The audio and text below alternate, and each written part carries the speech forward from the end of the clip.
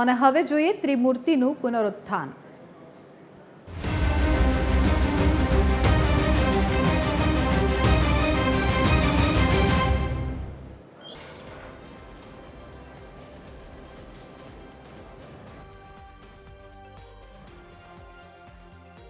પુનરુત્થાનની આપણે વાત કરી રહ્યા છીએ।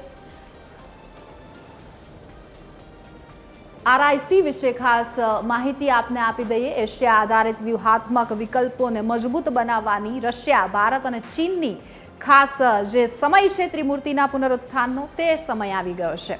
રશિયાએ 2020 પછી પહેલીવાર ખુલ્લેઆમ RIC એટલે કે રશિયા, ભારત, ચીનની ત્રિપુટીને પુનર્જીવિત કરવાનો પ્રયાસ કર્યો।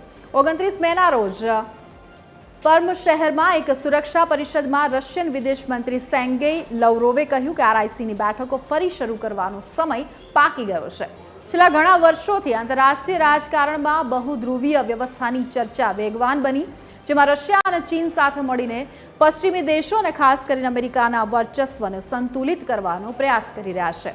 રશિયા, ભારત અને ચીનની આ ત્રિપુટીને ફરીથી શરૂ કરવા માટે વિચારણા વૈશ્વિક રાજદ્વારીના નકશા પર એક નવી ચળવળ શરૂ થવાનો સંકેત છે।